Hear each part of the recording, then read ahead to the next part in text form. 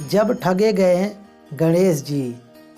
गणेश जी विघ्न विनाशक व शीघ्र प्रसन्न होने वाले देवता हैं।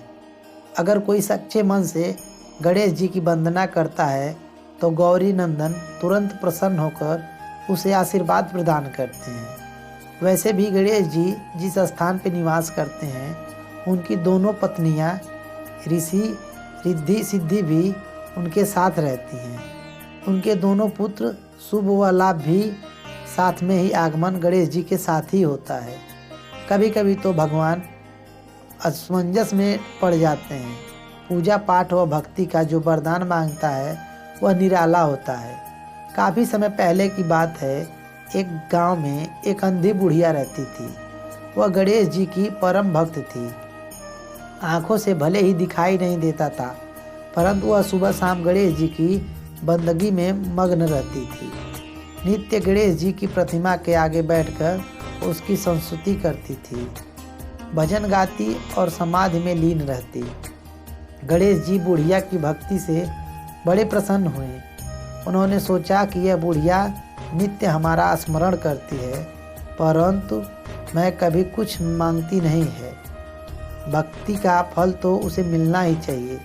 ऐसा सोचकर गणेश जी ने एक दिन बुढ़िया के सम्मुख प्रकट हुए और बोले, माई तुम्हारी सच्ची भक्ति हो, जिस श्रद्धा व विश्वास से हमारा स्मरण करती हो हम उससे प्रसन्न हैं। अतः तुम जो वरदान चाहो हमसे मांग सकती हो।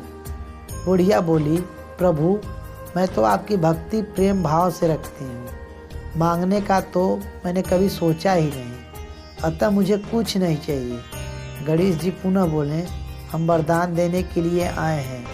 बुढ़िया बोली, हे सर्वेश्वर, मुझे मांगना तो नहीं आता, अगर आप कहें तो मैं कल मांग लूँ, तब तक मैं अपने बेटे और बहू से भी सलाह मदिरा कर लूँगी। गणेश जी कल आने का वादा करके वापस लौट गए। बुढ़िया का एक पुत्र और बहू थे। बुढ़िया ने सारी बात उन्हें बताकर सलाह मांगी। बेटा बोला, माँ तुम गणेश जी से ढेर सारा पैसा मांग लो, हमारी गरीबी दूर हो जाएगी, सब सुख चैन से रहेंगे। बुढ़िया की बहू बोली, नहीं, आप एक सुंदर पोते का वरदान मांगे, वंश को आगे बढ़ाने वाला भी तो चाहिए। बुढ़िया बेटे और बहू की बातें सुनकर असमंजस में पड़ गई। उसने सोचा, यह दोनों तो अपने अपने मतलब की बात कर रहे हैं। बुढ़िया ने पड़ोसी से सलाह लेने का मन बनाया। पड़ोसी भी नेक दिल की थी।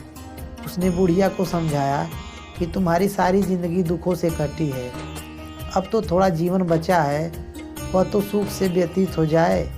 धन अथवा पोते का तुम क्या करोगे? अगर तुम्हारी आँख ही नहीं है तो सांसारिक वस्तु तुम्हारे लिए व्यर्थ है। अतः तुम अपने लिए दोनों आंखें मांग लो। बुढ़िया घर लौट आए। बुढ़िया और भी सोच में पड़ गई। उसने सोचा, कुछ ऐसा मांग लूँ जिससे मेरा बहू बेटे सबका भला हो जाए, लेकिन ऐसा क्या हो सकता है? इस उधेड़तुन में सारा दिन व्यतीत हो गया। बुढ़िया कभी कुछ मांगने का मन बनाती तो कभी कुछ मांगने का, परंतु कुछ भी निर्धारित न कर सकी।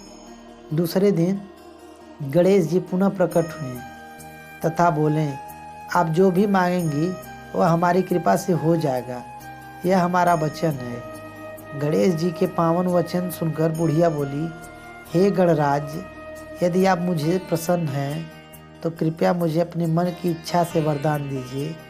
मैं अपने पोते को सोने के गिलास से दूध पिलाते हुए देखना चाहती हूँ। बुढ़िया की बातें सुनकर गणेश जी उसकी सादगी और सरलता पर मुस्कुरा दिए। बोले, तुम तो मुझे ठग ही लिया। मैंने तुम्हें एक वरदान मांगने के लिए बोला था, परंतु तुमने एक वरदान में ही सब कुछ मांग लिया। तुमने अपने लिए लंबी उम्र तथा दोनों आँख, बेटे के लिए धन, बहू के लिए पोता भी मांग लिया। पोता होगा तो ढेर सारा धन भी होगा, तभी तो सोने के गिलास से दूध पिएगा। पोते को देखने के लिए तुम जिंदा रहोगी, तभी तो देख पाओगी। अब देखने के लिए दोनों आंखें भी देनी पड़ेगी। फिर भी वह बोले, जो तुमने मांगा वो सब सत्य होगा। यूं कहकर गणेश जी अंतर ध्यान हो गए। कुछ समय पाकर गणेश जी की कृपा से बुढ़िया के घर पोता हुआ। बेटे का कारोबार चल निकला। बुढ़िया की दोनों आँखों की रोशनी वापस लौट आई। बुढ़िया अपने परिवार सहित सुखपूर्वक जीवन व्यतीत करने लगी। वीडियो अच्छी लगी हो तो वीडियो को लाइक करें और हमारे चैनल को सब्सक्राइब करें और बेल आइकन को दबाना ना भूलें, जिससे आगे आने वाली सभी वीडियो आप तक पहुंच सके।